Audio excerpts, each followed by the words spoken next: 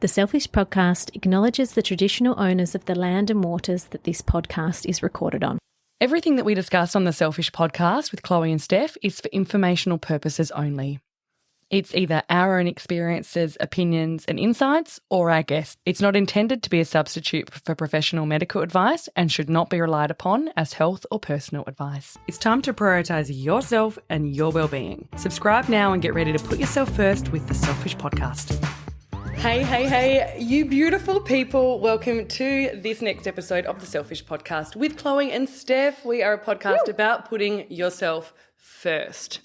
We're messy, we've got a lot of shit going on in our own lives, and it's just really a chance for us to all chat, almost like a group therapy session. Yes, it's and the best. Yeah, today we're adding one more person to the therapy Who's messy? couch. And great with the scissors. She's great with the scissors. Her name is Bernadette Kelly. We call her Berns. We love her. Berns is going to be joining us for the entire episode. And she's going to take us through some of the tips and tricks and all of the kind of stuff that we need to think about with our hair. She has been a hairdresser, stylist, colourist extraordinaire for 20 plus years. She's worked across the globe. She's worked here in our beautiful community of the Fleurieu Peninsula. She's worked in Ellie Beach. She's worked in Melbourne. She's worked in London. She's worked it. Yeah, Adelaide. She's worked it. And we spoke about her in our Charlotte episode because Charlotte also gets her hair done by Berns. Heard, yeah. You need to listen. I've got just Sam, the meditation. Oh, yeah. Two, and then I'm there. And then you're up to date. I'm fine. Almost there. We still love you. It's fine. But I'll get there. Yeah, but both Chloe and I trust Berns implicitly with her hair to the point that Chloe just had her fringe cut with a pair of, children's scissors? There was a variety. We started I had off. my eyes closed. What did we go for? Yeah, what did we choose? No, what scissors? Well, we started with the Trojan, which I think are a child's paper scissor, which I went. So the red and black? I went for the cut, and then they just bent the hair, which was an indication that it's time to move on. There we go. And I would say these are probably like $12. And then what did I end on? I don't know. I feel like I think it was a blue and red. these feel familiar. Oh, who knows? Who knows? Anyway, It was an espresso martini. Just go and watch the live. It could have been these. Oh, Or yeah. it could have been these. But I am prone to a really good, midnight haircut after a little session, a few drinks in. And I've got to say, my creativity really gets going. So Chloe was very lucky this morning to get a little fringe trim. It's beautiful. I love it. Her child's scissors. And Berns, how much does a normal pair, like a professional pair of scissors Okay, cost? so they really range. They can go from, anything from like 100, like quite cheap, to thousands. What? So what's there's your pair of mine choice? are a little bit mid-range. So there's still a Japanese scissor, which is... The Japanese know how to do it, don't they? The Japanese know how to do everything. I am gobsmacked. I'm Yeah, sorry, but I did not It's a realise. professional tool. It's a professional tool. I just never thought. She's a professional, I Chloe. know. I actually got a phone call from... there's a guy that comes around and sharpens our scissors. Yes. So he pops in every now and again and then he'll sharpen them and... It's just like, it's heaven when you get that, when you get Like, your new... is it a feeling? It's dangerous and it's funny because he always hands over a couple of Band-Aids as well. He's like, They're here's the really scissors. sharp. Very sharp. Very sharp. Is it like that beauty of when you've got a really fresh, It's just juicy a lovely- tomato and then you've got your knife and it just cuts through? There's a technique which is slicing. So you're actually, you've got your blade and you're working with the hair which is taut and slicing it down. I can hear it. I can hear it. I love it. I can hear that and that too. pins it out. So you get a feeling, I guess, as the client, the slice. And then also more of a Like a dramatic move, which is lifting the hair up when it's dry after the blow dry. So the slicing can happen more so when it's wet. Yep. So it's easier to glide. But when it's blow dried and you can really cut in and you have this lovely technique of flicking. Yeah. We couldn't do that with the Trojan. I just gonna throw these out onto the veranda.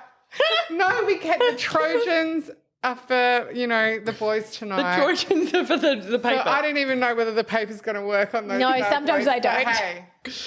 There you Well, go. welcome. We are so thrilled. I'm so happy to be here and very excited. Yeah. I don't know if there's anyone more in my life I trust than you in terms of like I go into the chair, I've got an idea of what I want, but then you tell me what I really want. I did listen to Steph just recently talk about, she was super excited. It was a past episode, which I'm a little bit lagging behind, so forgive me.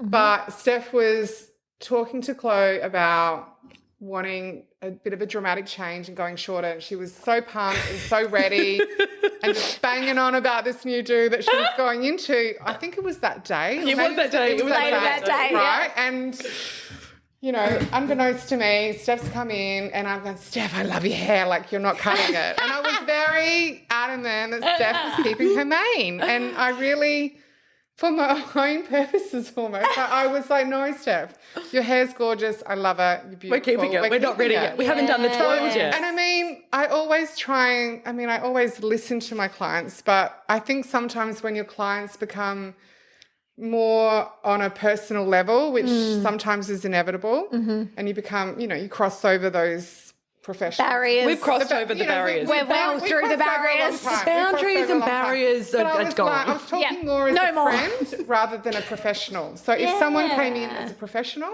and I was a professional, I mean, I'm always You're always professional. You're always but, you know, if someone came in and You're a consummate professional. and we hadn't crossed over, so to speak. Of course, you listen. Of course I'm going to Do what they want. well, not always. I would say I do if they're adamant. But if I'm really like, listen, that's not going to work with you because of how you style your hair, your lifestyle, your hair, Yes. the cut, Yes. all these sort of contributing factors, then I'm going to be really, I'm going to talk them through. But that's what I want. I want your you advice. need to do to get this haircut. And if they just go, you know what, too fucking hard, then let's move on. And then I'll give them other options. Yes. And I never, ever am complacent with my clients when they sit in that chair and I don't go, hey, you know, let's do the same that we did last week, or not last week, but, you know, 6 weeks ago. I don't, you know, same again, which I think a lot of lazy hairstylists can fall into that pattern. Yeah. Because it's easy. Or maybe not even lazy, but just if they've potentially like crossed over, it's just like, oh, whatever, you know. I think sometimes it's any profession, isn't it, that you kind of like, some you just want easy though. Some we want easy. Yeah. But you are different in that. I know from my experience when I sit in the chair, I mean, I'm very like, you tell me what to do.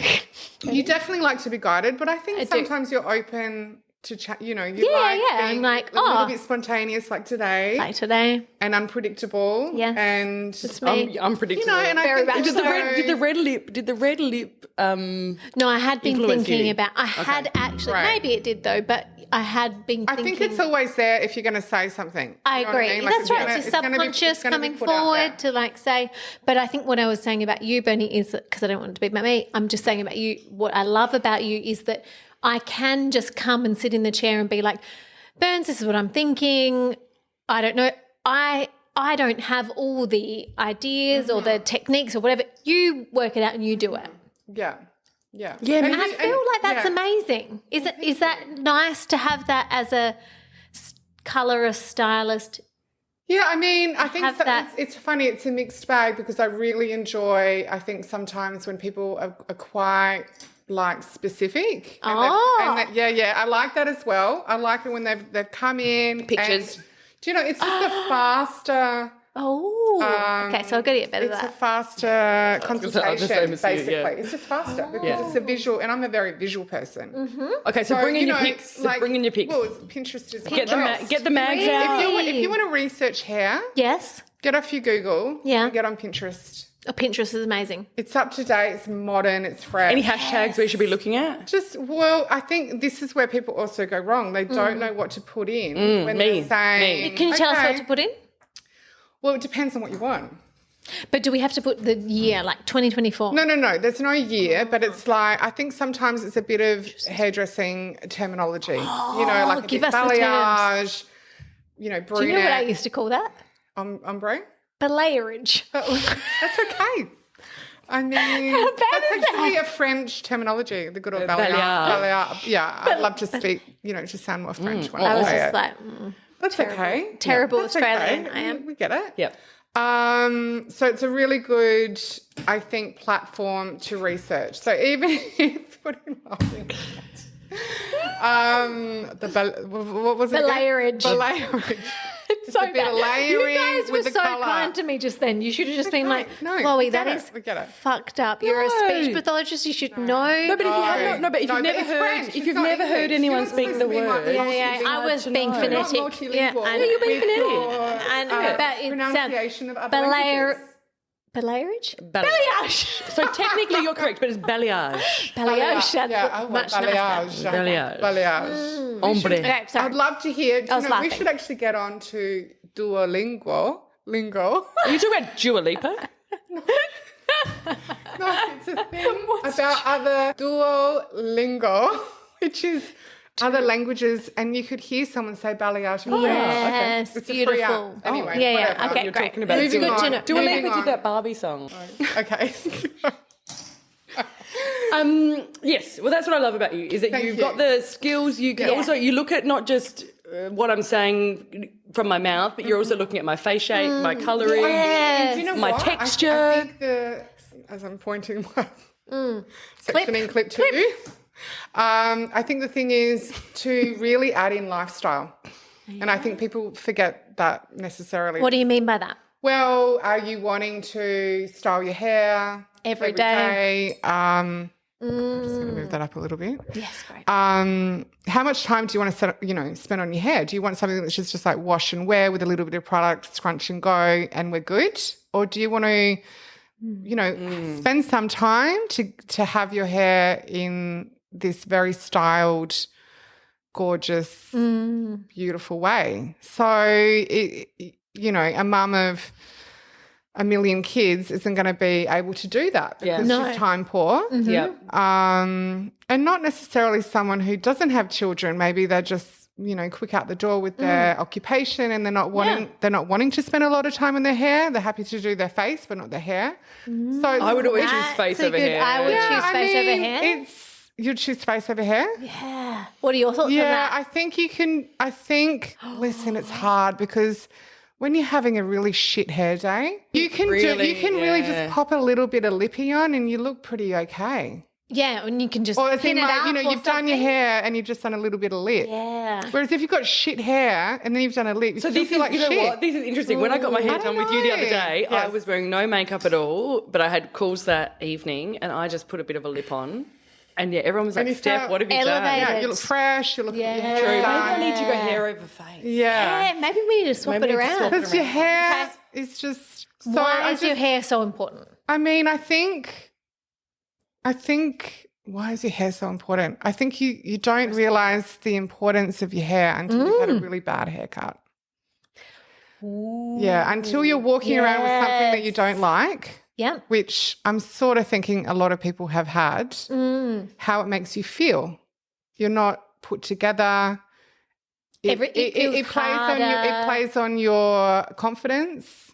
It plays on your perception of what you want to be perceived as. So, you know what? Actually, I take it back. Like people how you want to be looked at. Yeah. Yep. Or what you're wanting to put out. Yep.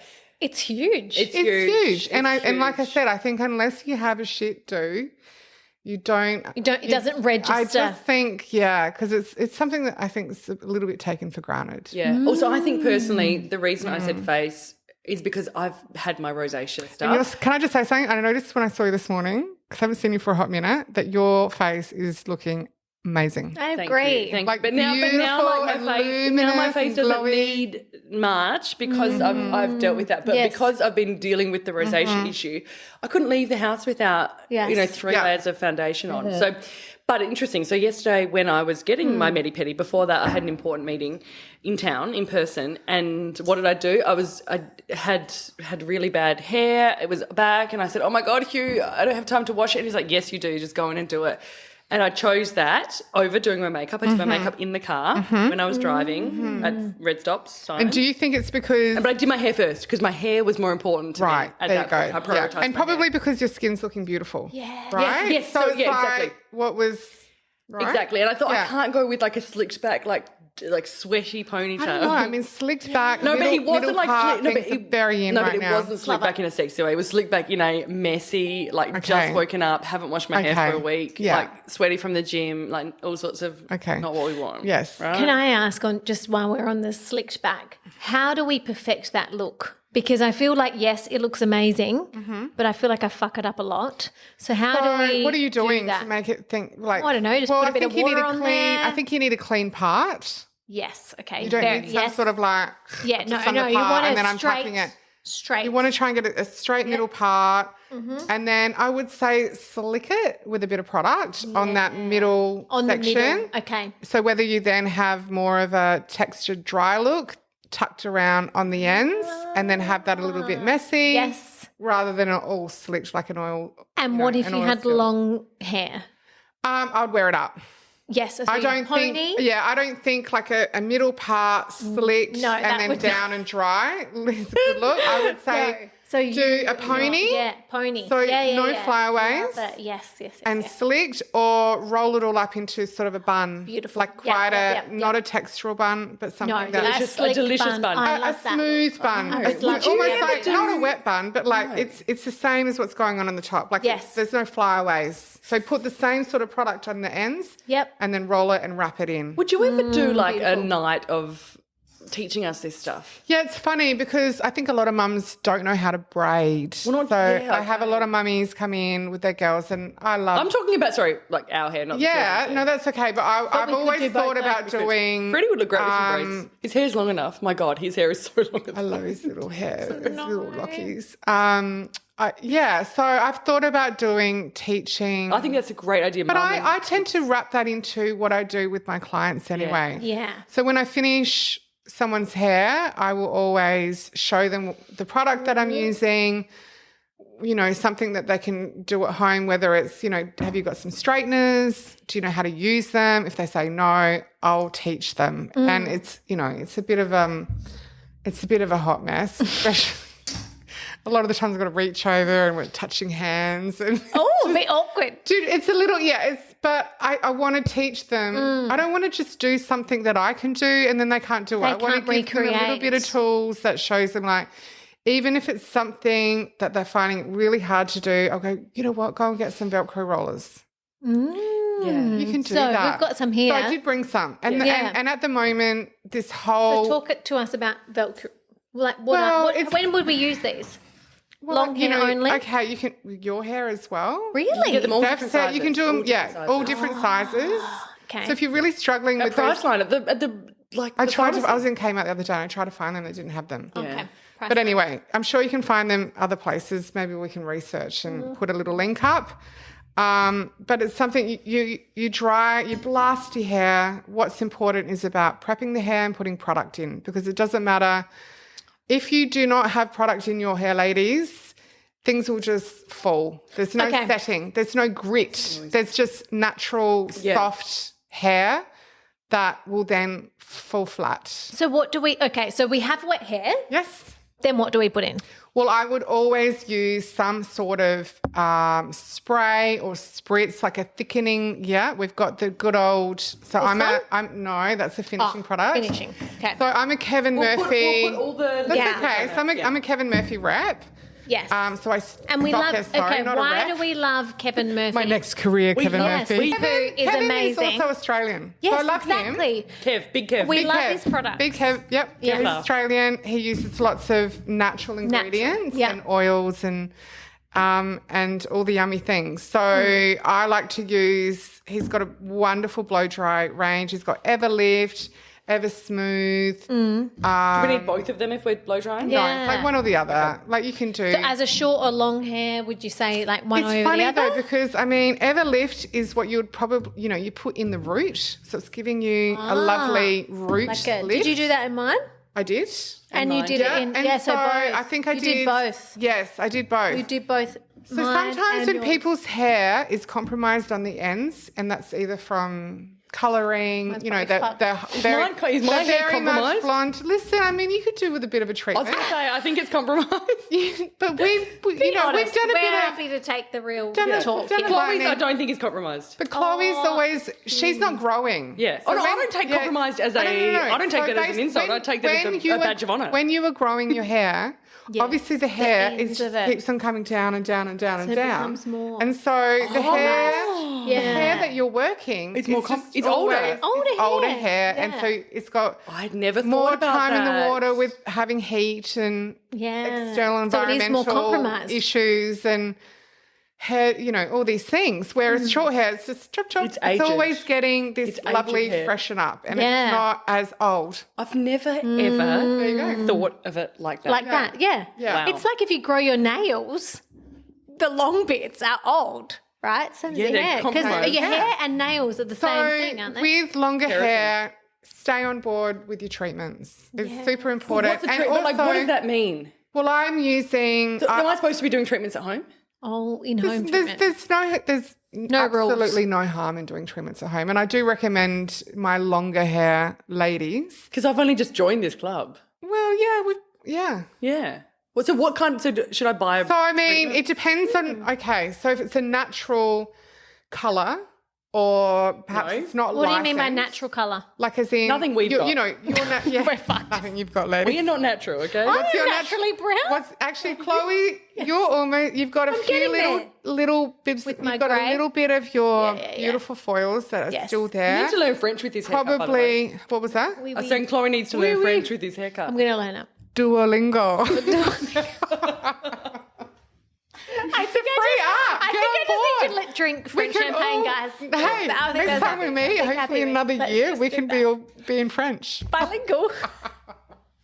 Duolingo. Oui, mademoiselle. Yeah, all my long-haired lady clients or male clients, for that matter, as well.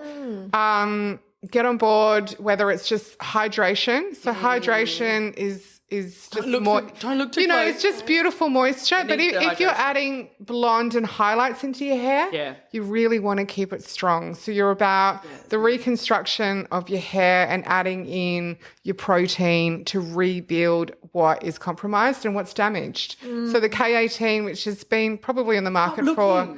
It's fine. It's been on the market. It's been on the market for a couple of years. It's got the protein in there, so it's like, you know, bio something. So I was always thinking that the treatments were just with you. Yeah. But you And also, let me just say, like, your toners are very fundamental with coating the hair. So all your blonde ladies out there, or people who have had foils done, and then you're putting a toner on, whether it's toning to a brown or whether it's toning to a really super ashy blonde, it's protecting the hair. So what it does, it coats the hair. It doesn't penetrate the hair strand. It's coating the hair and protecting, and that's how it changes the reflect of the blonde. Right? So we always have a base that we work with, which when we foil, and then we manipulate with the toner what colour we are then showing. Wow. So it's a protecting mask that you're walking around. The toner is, So it's adding gloss and shine. And then as that fades, which toners do because they wash out, then, you know, your hair becomes more compromised. Yeah. So Berns, in an ideal world, how often should we be toning? How often should we be doing the treatment? It's so variable depending on how much someone washes their hair. Oh, what's your thoughts on that? Well, how often should we? Oh, okay. Yeah. Let's pause that. Let's pause that and let's move on. Well, then we can come back. we'll come you know, back. some people, like when they come in and say, I wash my hair every day, I'm like, oh God. No. Like you're on either the wrong shampoo and conditioner. Why are you doing that? And some people just like that fresh feeling. You know, like that. They want to put their head under the shower. Yes. And if they don't do that, they feel dirty or they haven't. So I'm just, it's a tricky one. But I think. I don't want to hear. So I think colour longevity, colour longevity. Don't be told. You know, what do you do? Okay, so there's different. Hang on, Berns, just Okay, wait. What do you do? all right. What do I do? Okay, I am not Are you a dirty bitch? scion of what should be done, right? I'm not best practice. let's just be real here. Yeah. I probably wash my hair maybe once or twice a week. I do mine twice a week, maximum. Once or twice. Yeah, great. Beautiful. What was that? Yeah, twice a week. Perfect. But before I need to go out, I'll usually wash it the day before because I feel that if I do it that day, it looks better the next day. Yes. So I'll usually, so like this week I've washed my hair twice already and we're only on Friday. So curly hair people are very different as well. Yeah. So curly hair, they almost like once a week. Yes, because theirs is drier. Well, because their peak curl performance in the hair is like day 3. Like that. Peak curl performance. Yeah. Oh, I love so I have that. a lot. I mean, I have a lot. PPC. A lot. Peak Peak curl performance. PCP. Because the hair hasn't, PC. it's settled. Yeah. So the oil in the hair has started to form, which makes the curl more defined. Yes. It's not as frizzy. Yep. And just sits a little bit lower. And so, day 3, if you want to be rocking some sort of amazing festival dinner. If you're a curly girl. Time at day 3. And how often do you wash your hair, Bern?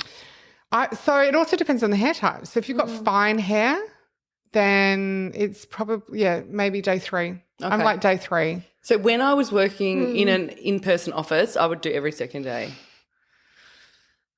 But now I'm dirty bitch. Twice a week. And I mean, there's great products to manage your dirty bitch. Well, if I needed to do dry shampoo, like why were you doing that though? Because you were putting you wanted to do this persona that you were made, you were done. Yeah, and I think it was also rather than your hair needed it. If I needed day 3, your hair's a little bit oily. It is a bit oily, and if I needed day 3, I would do dry shampoo. Okay. But it just made me feel clean. I would always feel a bit like gritty. Yeah. If I went to the day 3. The more you touch your hair, ladies, the more oily your hair will be. I've been doing my hot flicking like the whole podcast, and for sure tomorrow I'll be washing my hair. Really? Well, because it's stimulating your follicle, which is stimulating your oil production, which is then making you flatter and a little, So if you can not touch your hair, not touch your face, you might get another day. Yes. We'd love to get another day. One other question about the hair washing. So what if I just do put water on my hair? What happens then? It's not, it's not great. Don't do that. It's going to look probably a little bit more oilier. It's not going to be before. It's better to keep your hair dry and put in something to absorb the oil. Okay. Rather than wet it. The Kevin Murphy dry shampoo. Oh, I don't do this. Yes. Just asking for a friend. Letting you know. Okay. Yeah. FYI. And then my other question is around like when I do go on holidays, I love never washing my hair and just getting the salt into it. Who doesn't? Who doesn't love a good swim in the sea and then come up with this crunchy? I don't love it. I don't. You don't love it. It doesn't look as good as I think. In my head, I think I look amazing. Yeah, I agree. reality, but then you're like, I love it for my hair because I've got finer hair. Yes, in my hair's so frizzy. It's a bit wild, and there's a bit of movement. Whereas not always the answer, I guess. I do find though that when I do finally wash it after a week, it's so much hair comes out. Yeah, because you've got a week's worth of hair. Like if you don't, people aren't brushing. Yeah, people don't really brush their hair. Like I'm going to say, I don't even know what era that people were brushing their hair like daily to stimulate the scalp. It's like the Brady Bunch. Remember when brush your hair, it's all silky, and it's like, well, it's going silky because the oil's coming down and making it all shiny, right? Oh. So you're saying all these things like we should know them. No, I'm looking at you and winking. Should we going, what? brush our hair daily or not? No, because it's ruining. I quite like the look of hair clumping. What does that look like? Well, it's not so. I can tell when a client's come in and they've brushed their hair, and I'm just like, oh god, why have you brushed your hair? Please don't brush your hair. Throw that brush away. Hair looks better in pieces and in sections rather than this one-dimensional rounded version of fluff, because that's what your hair is going to do. It's going to fluff out. Yeah, it's not going to be. So do you brush your boy's hair every day? Well, they have a shower in the morning. Your boys have got very thick hair, don't They have their dad's hair. Yeah. Very beautiful hair, and they're very lucky. Beautiful hair. And Billy, when we first met, which was like year 11, I've just, he just had this, and I remember him from his hair. He had this amazing, full, crazy, thick, wild hair. Yeah. Which he still has. So, Great. But no, so they just have a shower, they wet their hair, and then it's a good old. Louis got very strong hair that it wants to come down, so I'm always putting a little bit of product to take it to the side. But then when I pick him up at school, it's come down again, which compromises my haircut. But anyway, so yeah. I always feel like your boys look so like they look done. And I feel like this comes to the hair. I mean, your boys are these little wild, they're wildlings. Surfing little they're wildlings. And they have to have the haircut that represents their lifestyle. You live right next to the beach. Dad's a surfer. We're not far from each other, though. I mean, they're wild. Yeah, they are. But it's lifestyle. It goes back to that I'm lifestyle a hairdresser, point. so I see them and I can cut the hair any time. Whereas, for the mums out there, it's another appointment that they need to schedule in and find time for. Exactly. And so you just get out those scissors at home. Anyone who's wanting to borrow some scissors and have a go at their kids' hair, contact Chloe. No. You never know. Do not. It's a good high rate.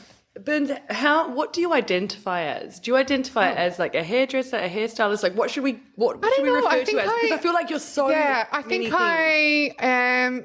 So I think I identify as, I always say, a hairstylist. Yes, okay. Rather than a hairdresser. Yeah. I think a hairdresser is just a bit more of an old-fashioned term. Yeah.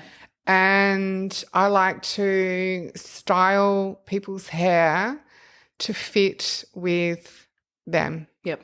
And their lifestyle, their look, their clothes, get to know the person and, their hair. There's so many factors. It's not one overruling the other. It's a package deal. And you need to, do a little bit of research when you're sitting in with a new client.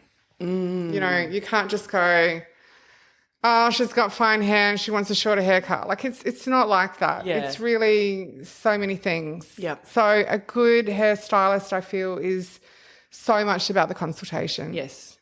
And then not assuming for the next appointment, That's what's important. Yeah, awesome. Yeah. And how did you get into hairdressing? Well, fuck. That's okay. Well, styling. It's hairdressing, but I'm a hairstylist. Yeah, you're a hairstylist. Hairdressing is a multi-layered occupation. Yes. And when you asked me to come on the pod, I was like, right, I wanted to do a bit of a diary of the clients that I had that week. Yeah. And be, confessions of a hairdresser. I love this. And give you a little rundown of the conversations that I have with my clients. Yes, please. So I didn't do that. But I do love that. It's so, and it's funny, like when a client comes back in, I'll remember exactly where we've left off. I can probably remember their colour work and all these sorts of things. But more importantly, it's the conversations we have and you build on them. Yeah. So it's not just having this, leaving it at this sort of, you build on the relationship. Yeah. Basically. Yeah. And it's very taxing. Yes. It's as much as about giving someone a wonderful haircut or beautiful colour. But it's about first of all, it's making them feel comfortable. That's the first and foremost thing. Especially a new client. It's like you really have to gauge what sort of person they are to make them feel comfortable, and then potentially getting on their level and moulding rapport building. Moulding yourself. Yeah. And I had probably more of a varied clientele when I was in Adelaide as opposed to down here. But it was, anything and anything. And it was about trying to get on their level. Yes. Right? To make them feel comfortable initially. Do you know what that is? Can I just tell you from my studies? Oh, Please do. So you're matching them. Exactly. Oh, I like that. I am matching So them. it's all about building rapport, and there's this thing about matching and mirroring to make someone. Yeah. Essentially, in every communication exchange, we're always trying to build rapport with someone so that they perceive to like us, because that's what, as humans, we all want. And so you are subconsciously reading their body language, or just their way of being. Yes, how they talk. Yes, yeah. Where they're from. It's all matching, what's their mirroring. occupation, Yeah. all these things. Like, the and I funniest think thing. I've always been very, very good at that. Yes, and I think absolutely. That's a really pivotal role. Great skill. In a really great hairstylist. Yep, 100% And agree. then you come automatically make them feel comfortable, and that you've we've got a relationship here because I feel like you're the same as me. Exactly. Like Totally. for like. Yeah, and they can just be themselves. So that's a big thing. And, from there becomes the conversation. That's right. And because once someone feels comfortable, then they're more inclined to open up. Rollo's at an interesting point because I've been, I guess, like a sole trader for so long, probably for over a year now, where it's just been myself in the salon. And the conversations can get quite deep. Yes. Because there's no one else is listening. Yeah. And it's just me, and there's already this... Well, it's like a safe space. It's a safe space, and there's a rapport already. Mm-hmm. So it really just builds. It I mean, don't get me wrong. There's definitely some clients like it never builds. Yep. It's just like bang, bang. And I like that. They're easy. Yep. It's not taxing on me. It's it's not a friend. You're not counselling. It's not a friendship. I'm not counselling. It's just like let's get on to business. Wham, bam, thank you, ma'am. Exactly. But then there's clients who cross it's funny, like they cross the line, but we're not friends. Yeah. We're not friends. No. We're never going to be like we're we're not salon. Exactly. We're not, but there's information divulged where it's very, very, very private. Yeah. Very private. How do you handle that? How does that feel for you? I need to be quiet for about half an hour when I get home from work. Oh. Yeah, I'm just a process? I just need to be quiet. Okay. Just to hold it in. I have music, for me, there's music always going. Yeah. Which is very, very important to me. You have such a beautiful I always love the playlist. So I always, and then it's just, like I need silence. I actually need silence for about half an hour, and then I can come out and I can be a mum and be a partner. And so how do you do that when the kids know you're home, or do you just sit in the car? Or well, when I was working down in Adelaide at Pipsqueak, I used to have the drive home, and that was beautiful, but I don't have that anymore. And the cleanup the clients out and I turn the music off straight away, and then it takes a little while to clean up. So you've got a bit of work to do. Yeah.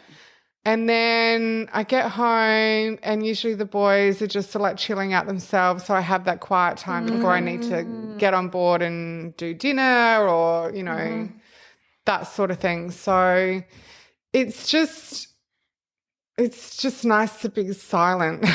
Yeah.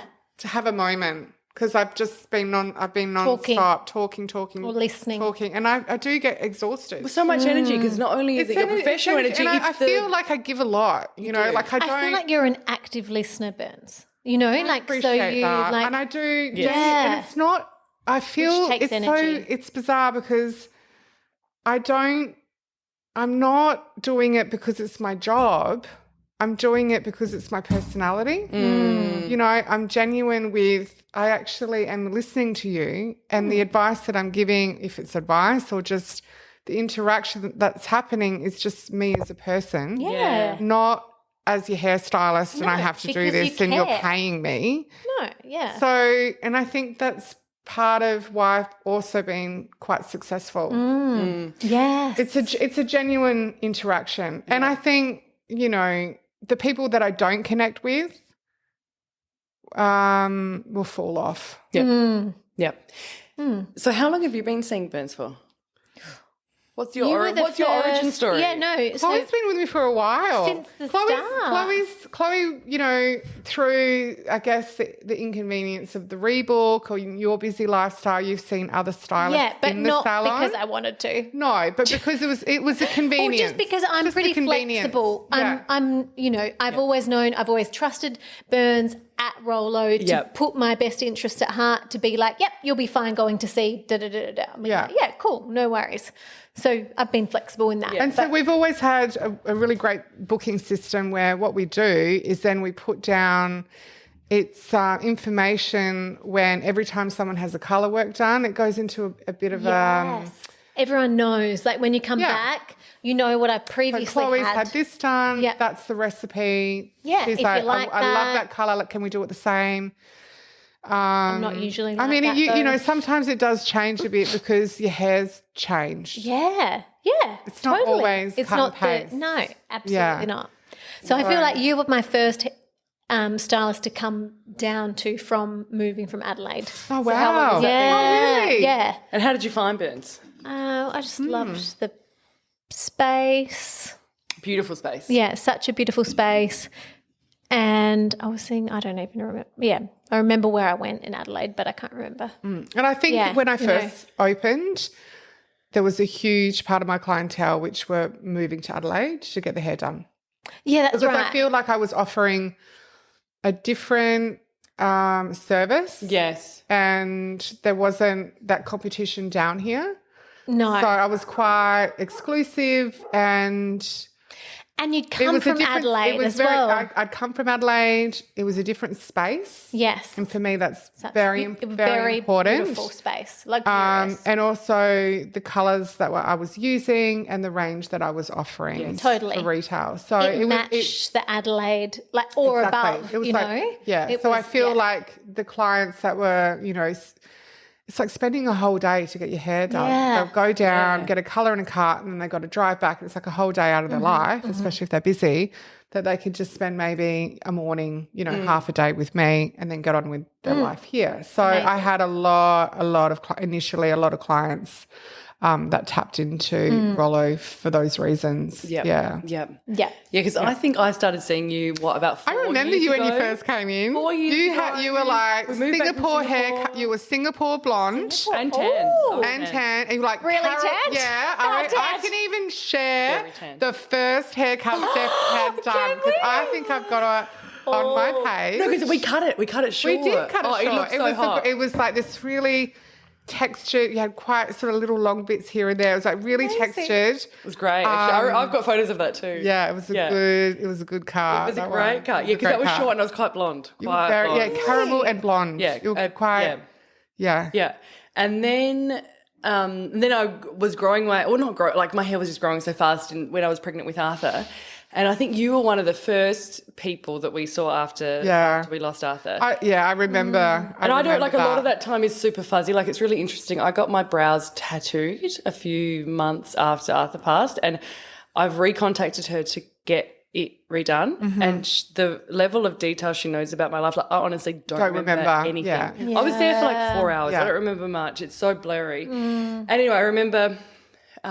Hugh shaved his head. Yes. You cut my hair. Like we did a really big cut. And on the day of his memorial, you came to my house, you did my hair, you did my mum's hair. Like just, so that connection with you is just, you know, you've been alongside Hugh and I in our toughest moments and just, supported us in a way that, I'll always value. Yeah. Always value and be so grateful that you were there with us. Yeah. Well, yeah. Take a moment. I don't even have the words, Steph, but I'm just, you don't need to. I definitely feel, you know, very part of that. And all the fundraising. Wouldn't change it for the world, Steph. Yeah. No, so let me. But you know, I just want to say though, we laughed. We did. Oh, we did. We did. We had some really. Yeah, we did. Do you know what I mean? Like we had and I just like both you and Hugh and myself. There was still these beautiful elements of you and Hugh. Yeah. And we and I've always loved our dynamic together, like the three of us. It just works beautifully, and it's just such a funny, quirky little. Off each other. You know, like Hugh will say something so random, and then Steph and I can just say something else, and then it just goes somewhere there, and then it's this really interesting mix. We go to and a lot I've of places. always loved it, and I think that rolled over even on that day in the depths of grief and myself experiencing, and I knew where you were at, and I knew. You know, I just think...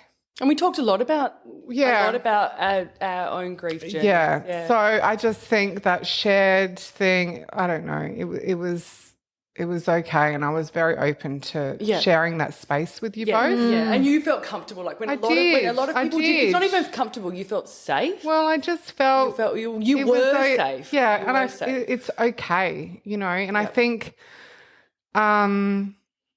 people don't know, they're not sure, and then there's awkward and there's weird things they say, and I don't know.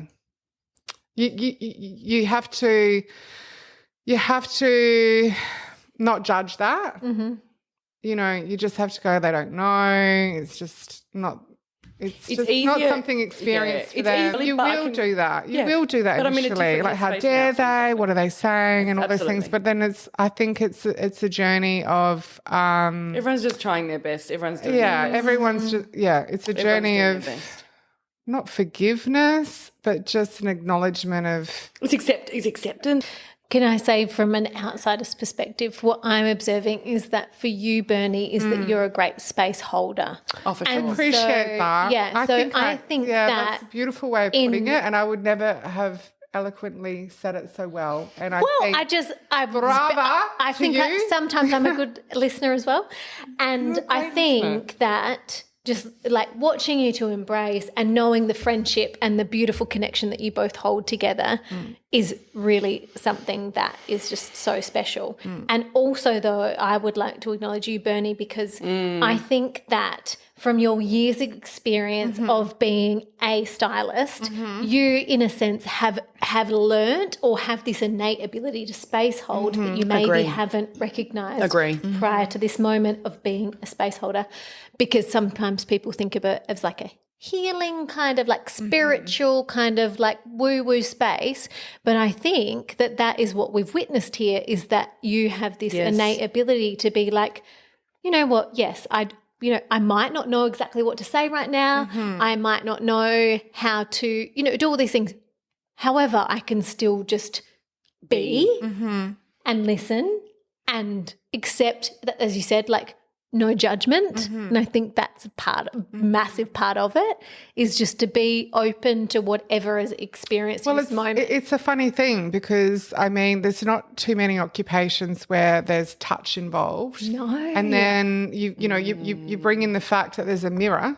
So people are looking at themselves, right? Whoa. They're looking at themselves and really judging themselves and what they, seeing their likes and their dislikes, and for a really long time. Yeah, and probably usually not very flattering light. Yeah, for a long time. So it's confronting. It can be quite a confronting. Yeah.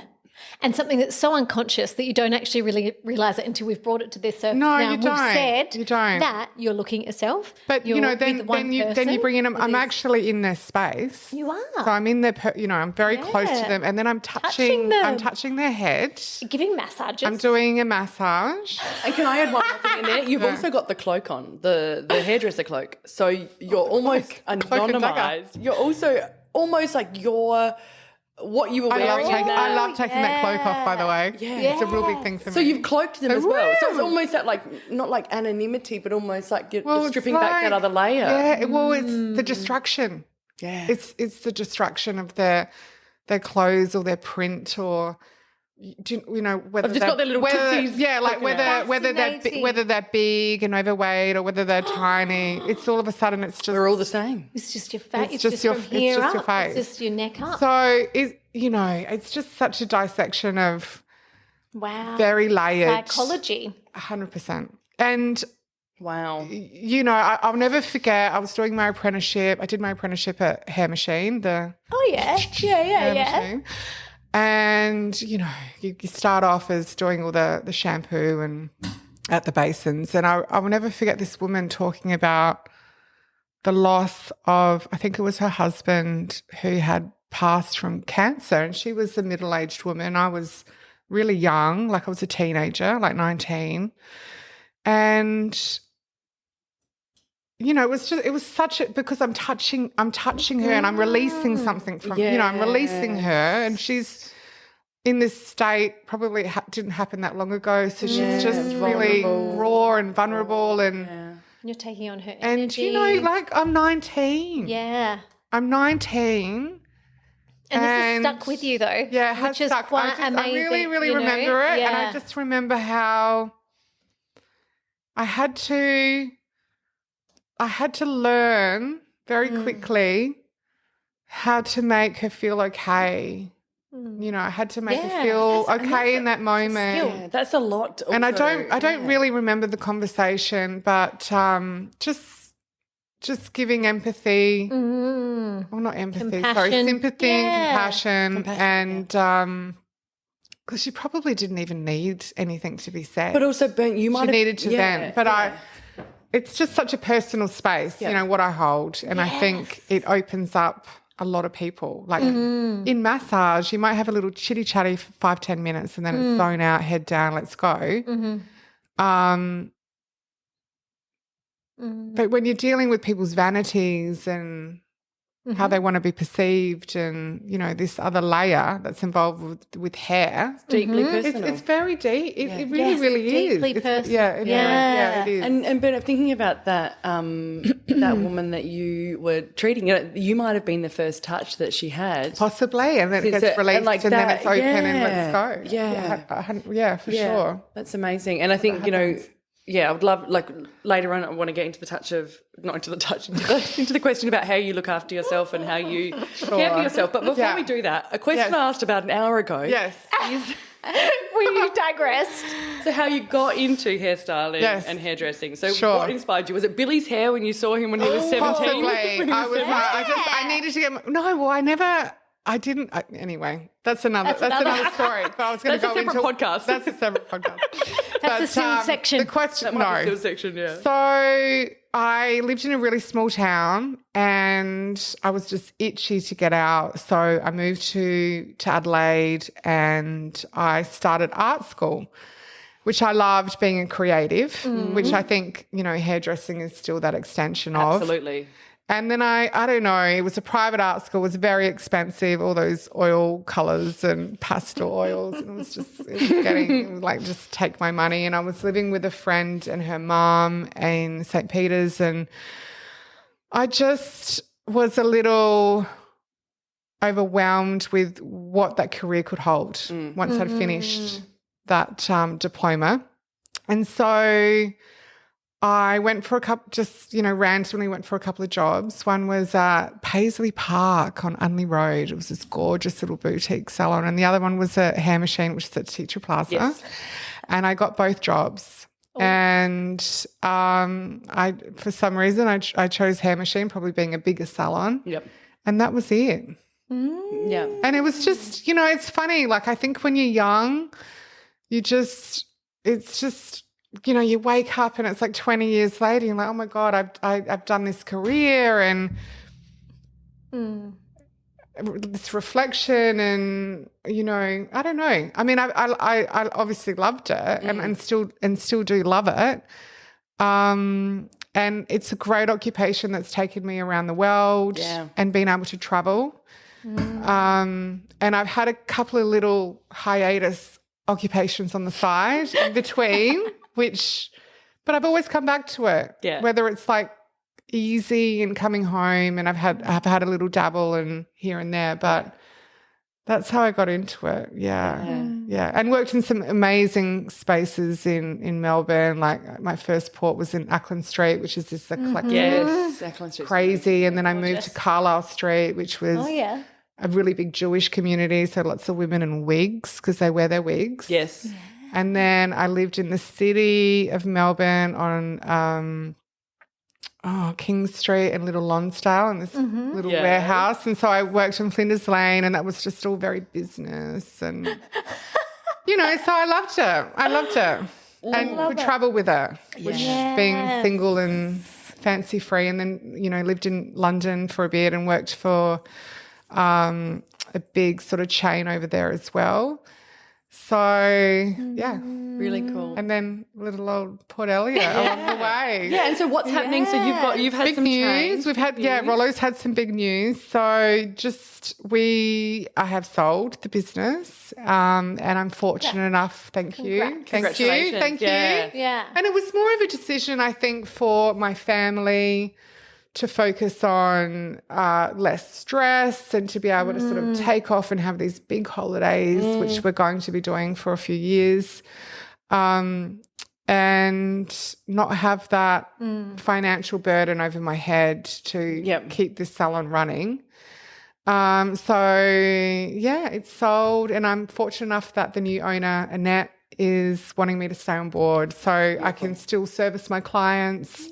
Look after them, do my jam, but then sort of high five on the way out, and not have not all have the noise. The noise of it's a lot of running. It's a lot, and I think it's going to be really interesting because at the moment it's sort of joint Instagram and joint face. I'm still got my little fingers in, but get those fingers out. When those fingers come out, it'll be a game how changer. quiet it's going to be. Yes. And I can't wait. Yes. And it might take a while to get used to that. Well, I don't think you realise how much, because clients have different platforms. There's friends on personal, there's Messenger, there's Instagram. Yeah, I actually don't know what number to text you on. I've got a few different numbers for you, so I need to know. I need to know which one. People are messaging on the computer-generated reminder number, which I still get on my email. There's it's just so much noise. So we are the Selfish Podcast. We are all about how to take care of self, how to make sure that we are really nourishing our mind, body and soul. So what do you do? Because you, as Chloe said beautifully, you're a space holder and that takes its toll. I'm just a big old sucker for a massage. I love them. And when I find one, I'm all over, like the person. Yes. So I've had a few leave on me. I mean, the gorgeous Candace. I love you, Candace. She's gone on and doing amazing, evolving things with her business. And she's actually just started a podcast, which we'll link to in the show notes. I can't wait to listen to her. And she was just my go-to, amazing. I had Carol before her who was doing the Kahuna in Port Elliot. So she was before so I've had these I stick with them. Like they're my go-to. And I've just recently discovered one which is like an hour's drive. Where is it? It's in actually Noarlunga Centre. So my sister and I went for it was like a random walk in one of the Chinese places, which still charge you accordingly. Yeah. For their time. And we both walked out. So I had Lucy, my sister had Frances, and we both walked out and we sort of looked at each other and we're like, oh my God, these women are amazing. We were just like, can we come back tomorrow? And then tomorrow, can we come back the next day? So I finally, just recently, like 2 days ago, I finally went back. Yeah. And it's Christmas. Like, what are we talking, a couple of months? Yeah. And she was good. She was good. I think she wasn't as good as what I remembered. I think sometimes you sort of play on that, but definitely worth the drive. Oh, so good. Okay, great. So good to know. Massage is my thing. Yeah. It's my selfish thing. I love that. Okay. I love that. That's beautiful. Yeah. So you haven't been for 3 months-ish. So is that a hope for you to kind of make it, once the business the tendrils have, pulled apart, do you hope Deknotted? I always find it really hard, I think, to find that time for me. I find it almost, it's funny how you look at the word selfish. Is it a negative or is it a positive? Totally. Right? What is it for you? It can be both. Well, where I'm sitting, I probably find it as a negative.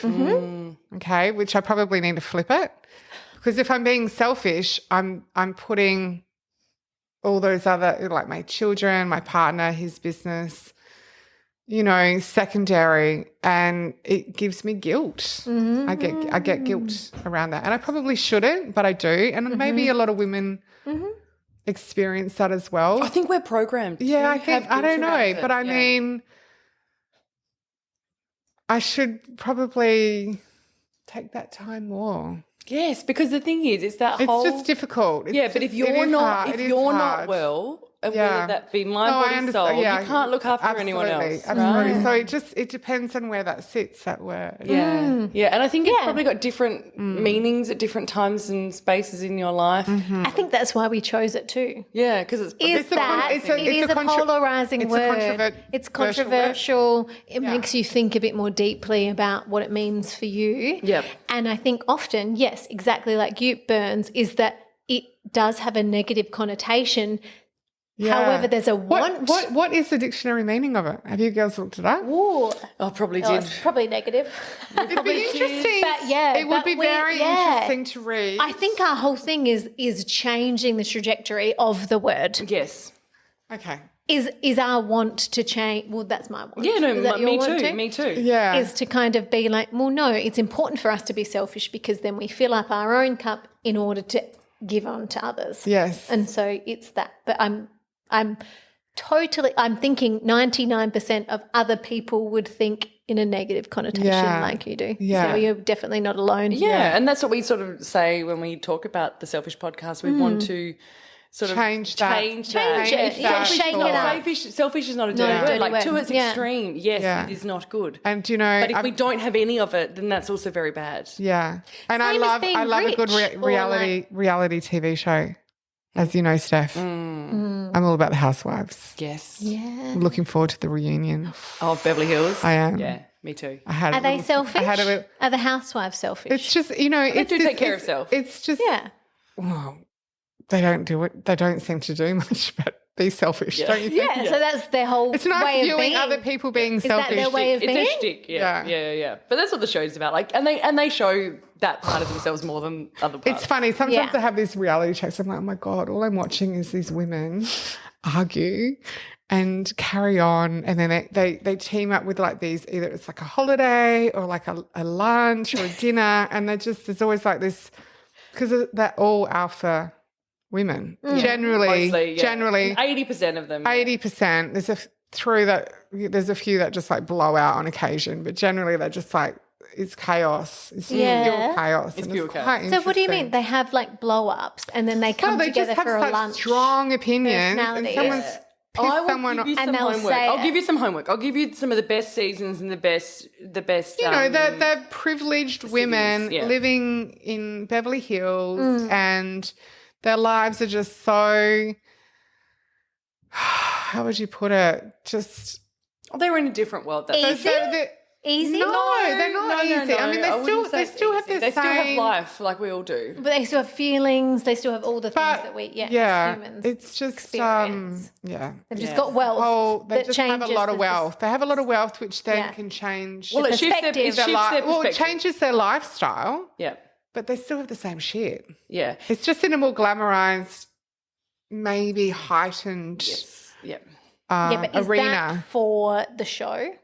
Well, it seems to be a little, I mean, as all reality TV shows, it seems to be, edited and a bit maybe scripted, who knows. But I think initially, if you go back into the first seasons, it wasn't. No, exactly. But even if you look at different, like if you look at Salt Lake City, it's very different to Beverly Hills. How many are you watching? I'm on a lot of them. How many? Okay. I'm on 2. How many are you on? Okay, so I have dabbled in a lot of them. As I said, I let go of the ones where women were pregnant. So the ones, and that was the Real Housewives of Potomac and also Atlanta. So I loved them in their early seasons, but I had to let go when the women were pregnant.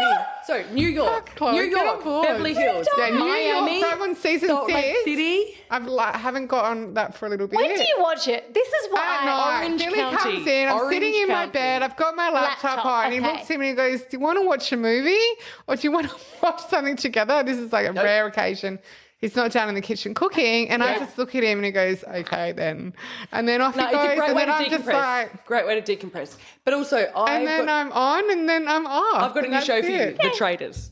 The Traitors, which is a US show, and it's got all of the Bravo stars on it. So the housewives are on it, but in a very different role. It's amazing. Well, I do their trips. I've done one of their holidays. Housewives trips. Yes, I quite like that. It's like, so they have like all these different housewives, like Atlanta, New York, and then they'll take Orange County. Yeah, so then they'll take a couple out of here, and they'll join these women. They don't know each other. They've never done a show together. They're all housewives. And they put them on a trip, like to the Bahamas or some, exotic place. And there's drama. And because they know each other, but they don't know each other. Yeah. And then there's like. So you just watch it. You're not. Because they're all alphas. You can't have a room full of well.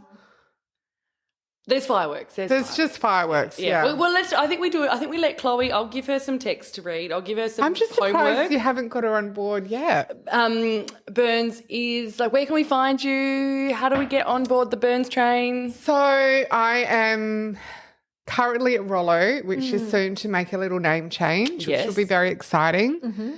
I am now you're able to sort of reach out directly to me on Rita, which is at Rita and Rollo, which is on Instagram. We'll put the link in the show notes. A little link to all my clients. So this is a bit of a different avenue, which I'm, accessible on. And who's Rita? Who's Rollo? So Rita is my grandmother and Rollo was my grandfather. Yep. So husband and wife. And so Rollo will be null and void very soon, which is a little bit sad. So I wanted to still pay homage to my grandfather and that recognisable brand. Yeah. Mm-hmm. And so Rita. Yeah, does Rita, I was going to say, does Rita have a bit of a cheeky side? Rita was just such a lovely woman who, I was so young when they passed, and so I just have such beautiful. So Rollo was my grandfather and he was a shearing contractor, and it was a little play that he cut, he shore sheep and I cut hair. And I've always loved his name, the sound of his name. Yeah, beautiful. And the way you say it is quite beautiful. The visual, it's very rounded. Yes. And I never come across it. I've never come across it before except once. And then, Rita being his wife, my grandmother. Yep. So I wanted some sort of connection and tie-in. Love it. Beautiful. Yeah. Love it. So you can always reach out to me. I have a big clientele. I am very booked, but you never know. You never know. Exactly. Peeps. Reach out. Yeah. Well, thank you so much. Thank you for having me. Been a pleasure. We've also got now it's what time? Yeah, we've also got some little reels that we did with Berns doing our hair and also cutting Chloe's fringe. So jump onto our Instagram at the.selfishpodcast. Jump on Instagram. We'll put a link in the show notes. Have a look at the different stuff that we've done with Berns. Yeah. You can also join our Patreon. So we have started something called I did notice that. So what's that about? So it's called The Inner Circle, and it's essentially just a way that you, if you like what you're listening to, if you appreciate the content that we're producing, it's just a way that you can support us. Love it. So there's 2 subscription levels, which I think start at, $5-6 cost of a coffee per month. Bargain. And it would just help us Bargain, ladies. Help us to evolve the podcast, and we appreciate any support that we can get. And thank you for all of those who have signed up. We see you and we love you. I'll do one of those. Love hearts. The little love hearts. The love heart. Thank you for being here, guys. Thanks for listening. Thank you. Have a great week. Thanks for having me. All right, bye. Bye.